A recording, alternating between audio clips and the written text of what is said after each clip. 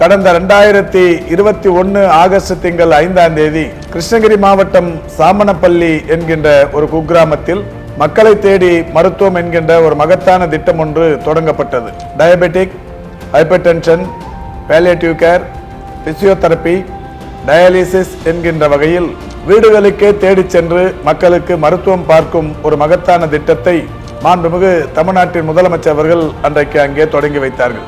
1,98,25,487 பேர் என்கின்ற வகையில் பயன்பெற்றிருக்கிறார்கள். இவர்கள் அனைவருமே முதல் பயனாளிகள். ரிப்பீட்டட் சர்வீஸ் என்கின்ற வகையில் 4,22,79,337 பேர் பயன்பெற்றிருக்கிறார்கள். இப்படிப்பட்ட மகத்தான திட்டம் இந்தியாவில் மட்டுமல்ல, உலகில் வேறு எந்த நாட்டிலும் செயல்படுத்தாத திட்டம்.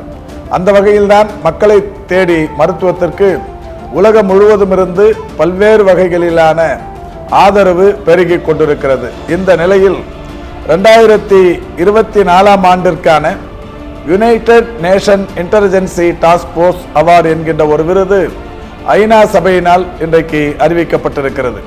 ஐநா சபையின் பொது சபை கூட்டம் 79வது பொது சபை கூட்டம் செப்டம்பர் திங்கள் 25ஆம் தேதி நியூயார்க்கில் நடைபெற்றிருக்கிறது. அங்கே நடைபெற்ற கூட்டத்தில் எடுக்கப்பட்ட முடிவுக்கு ஏற்ப டாஸ்க் போர்ஸ் அவார்டு இன்றைக்கு தமிழகத்திற்கு கிடைக்கப்பட்டிருக்கிறது. ஒரு துறைக்கு ஐநா சபை இன்றைக்கு ஒரு விருது தருவதென்பது இதுவே முதல் முறை. அந்த வகையில் தமிழ்நாட்டின் மக்கள் நல்வாழ்வுத்துறைக்கு ஒரு மகத்தான சிறப்பு பெருமை. அந்த வகையில் அந்த விருது தற்போது கிடைக்கப்பட்டிருக்கிறது.